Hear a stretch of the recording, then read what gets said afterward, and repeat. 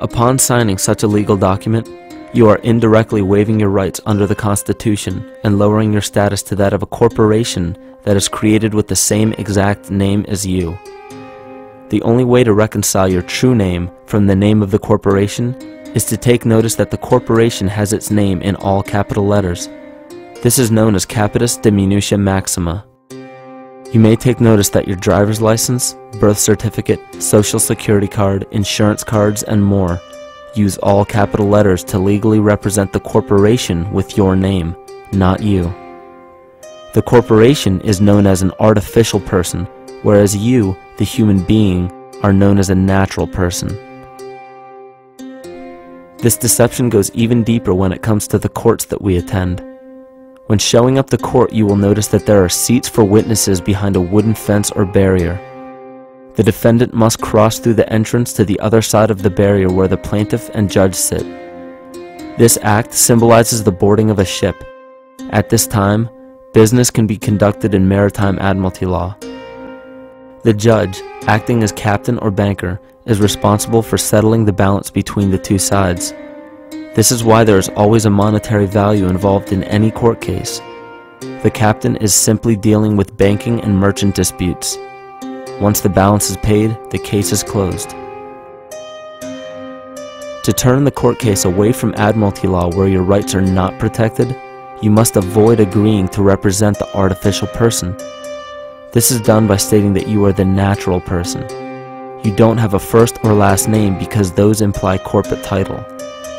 In a court case, you may state that the court takes judicial notice of your honor's oath of office.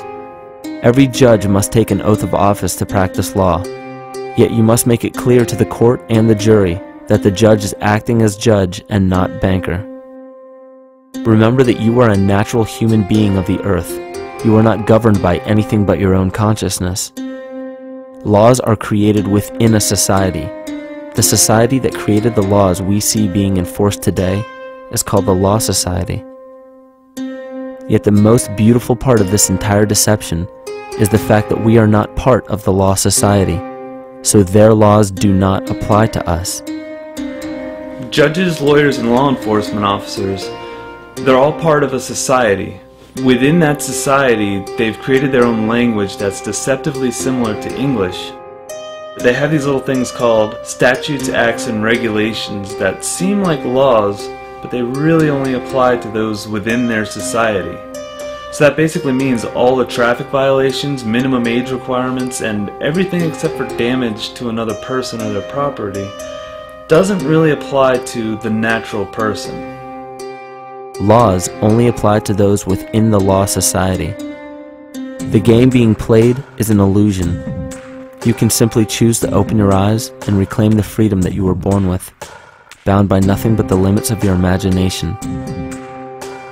These are just a few examples of assuring that your rights are being protected. By far, the most important line of defense against this deception is to be aware of the perversion of language, and be absolutely aware of how you form your beliefs and concepts.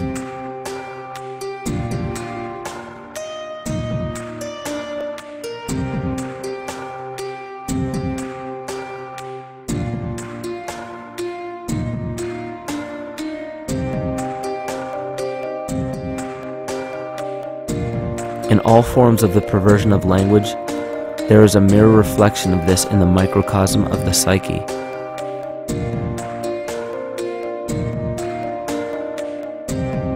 And the problem I see with humanity today is we don't truly know ourselves anymore. We have the 9-to-5 job, we have the house, the children, the bills, the television, the hobbies, and the errands that we run every single day, and we eventually begin to believe that this is who we are. You know, but who are we beneath the job title, beneath the status of mother or father, theist or atheist, Republican or Democrat, black or white, man or woman? Who are we? Who are we deep down inside? We don't know, because every time we hear an answer that we don't want to accept about ourselves, we deny it. We'll pass it off and project it onto somebody else and judge them for it. This is repression. And we see what repression can do to us on an individual level, but what about on a collective level of humanity? What happens when the whole world refuses to see what they truly are on the inside?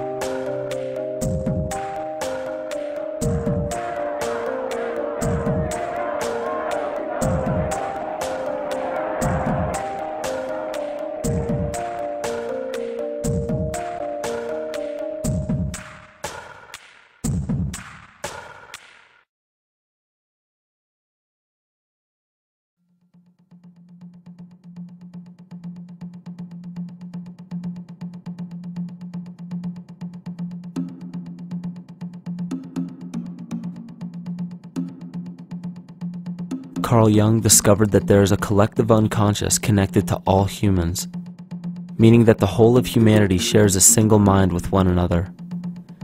This is evident in the world through accounts of shared mythology and symbols, the study of morphic fields, and with the science of kinesiology. This collectivity is a global example of the unconscious mind of the human body, in which trillions of cells share a similar signal. This parasite, called our false ego, requires a continuous flow of sustenance to survive. Food, fuel, and any other form of sustenance is energy. Human consciousness is an electromagnetic field of energy. When this potential energy is utilized, it then releases kinetic energy, which is used to perpetuate the false ego. This scenario occurs in the smallest parasitic organisms, all the way to a collective organism called humanity. A parasite will release chemicals that cause the host to crave the sustenance that the parasite needs to survive. As long as the host is unaware, it will keep feeding the parasite and starving itself. In a similar way, Wilhelm Reich stated that whole societies suffer from a psychosis caused by starving our organic biological impulses. He states that sexual suppression supports the power of the church, which has sunk very deep roots into the exploited masses by means of sexual anxiety and guilt. It engenders timidity towards authority and binds children to their parents. This results in adult subservience to state authority and to capitalistic exploitation. It paralyzes the intellectual critical powers of the oppressed masses because it consumes the greater part of biological energy.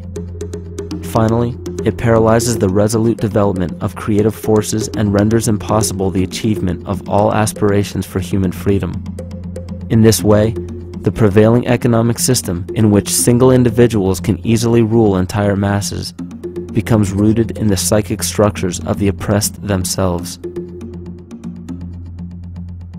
What Reich was showing in this powerful quote is that on a collective level, the suppression of a natural function, whether biological, spiritual, or emotional, will result in an abnormal reaction, a psychic disease. This illness or disease is reflected into the masses through a collective unconscious and acts as an epidemic. Humanity is plagued with an incapacity for freedom, meaning that people en masse lack the ability to govern themselves on a psychic level, and this manifests in the macrocosm as government and organized religious powers, thus opening the throne, our national and individual throne, to anyone and anything.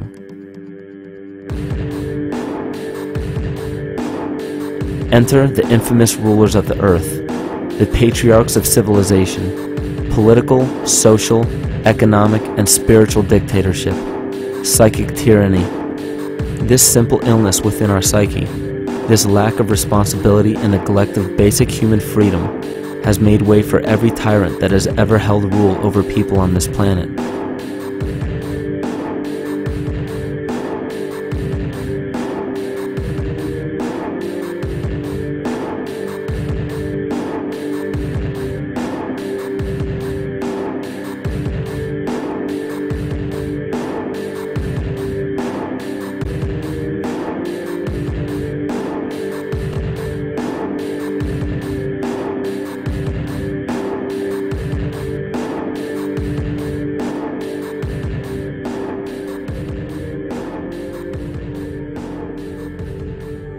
But these oppressive tyrants that are demonized by the masses are no different than us.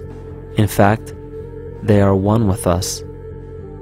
In the book The Prophet by Khalil Gibran, he poetically states, "I say, as the holy and the righteous cannot rise beyond the highest which is in each of you, So the wicked and the weak cannot fall lower than the lowest which is in you also.